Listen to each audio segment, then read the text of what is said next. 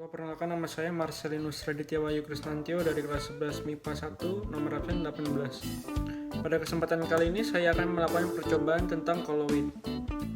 Saya akan mengetes 3 bahan yang berbeda, yakni kopi, susu, dan juga gula. Dari ketiga bahan yang saya uji, saya akan menentukan campuran apa yang dapat dikatakan sebagai kolloid melalui ciri-cirinya. Nah, sebelum lanjut, apa sih kolloid itu? Nah, kolloid itu adalah campuran antara dua zat yang punya perbedaan fase dengan partikel terdispersinya tersebar merata dalam fase pendispersinya. Nah, mari kita simak percobaan sistem kolloid ini. Untuk melakukan praktikum ini, kita membutuhkan alat dan bahan untuk menunjang kegiatan kita ini. Alat yang perlu kita siapkan adalah 3 buah gelas, 3 buah sendok, dan bahan yang harus kita siapkan adalah ada air mineral, kopi, susu murni, bubuk, dan juga gula. Nah, langkah pertama yang akan kita lakukan adalah masukkan ketiga bahan di masing-masing gelas.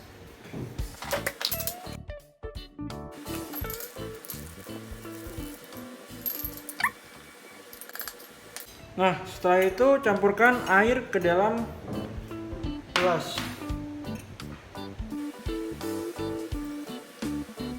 Setelah itu adukkan ketiga bahan sampai merata.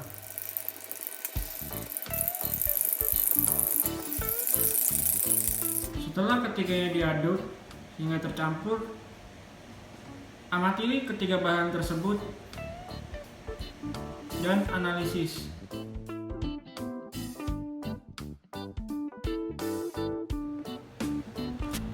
Campuran yang pertama kali saya amati adalah campuran gula dengan air. Pada campuran ini hanya terdapat satu fase homogen, tidak terjadi pemisahan fase. Campuran tampak jernih, stabil, dan tidak ada endapan. Campuran kedua yang saya amati ialah campuran susu dengan air. Jika dilihat,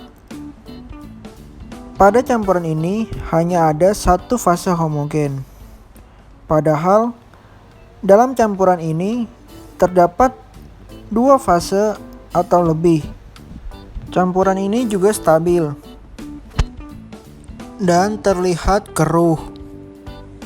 Pada campuran ini tidak terlihat adanya endapan. Hal tersebut dikarenakan ukuran partikel yang tidak terlalu besar ataupun tidak terlalu kecil. Campuran ini dapat dipisahkan melalui proses pemanasan.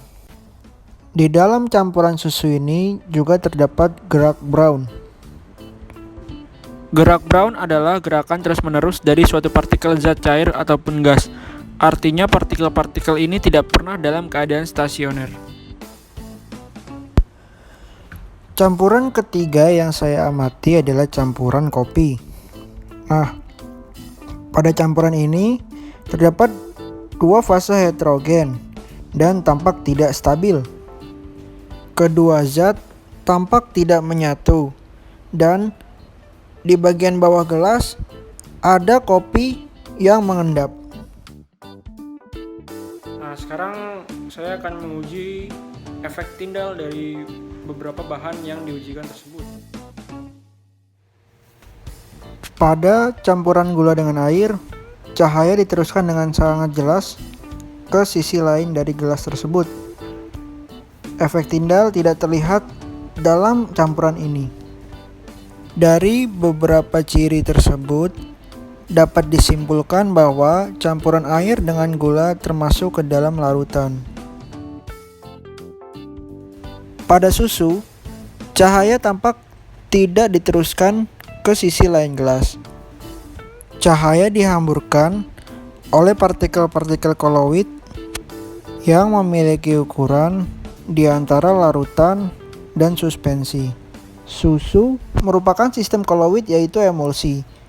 Emulsi adalah salah satu sistem koloid yang dapat terbentuk dari fase terdispersi cair dan medium pendispersi cair.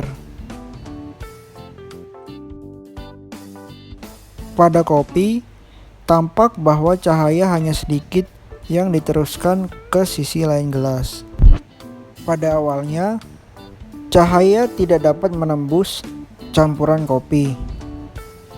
Akan tetapi, karena partikel kopi yang sangat besar, akhirnya partikel kopi menjadi tidak stabil dan lama-kelamaan ada pengendapan. Dari ciri-ciri tadi, tampak jelas bahwa kopi termasuk ke dalam suspensi. Setelah melakukan praktik sistem koloid pada beberapa jenis bahan minuman, kini saatnya saya untuk menjelaskan beberapa manfaat dari koloid dalam kehidupan sehari-hari. Berbagai macam koloid dengan berbagai bentuk telah ada dalam kehidupan manusia. Terdapat berbagai contoh penerapan koloid yang memudahkan manusia dalam kehidupannya. Selain itu, beberapa koloid juga digunakan secara sadar maupun tidak sadar. Koloid juga memberikan kontribusi bagi kehidupan manusia. Beberapa contoh koloid yang menjadi sumber penghidupan manusia: shampoo, pembersih wajah, deodoran, pelembab badan, obat-obatan, sabun, deterjen, mayones, mentega, saus, susu, kecap, dan masih banyak lagi.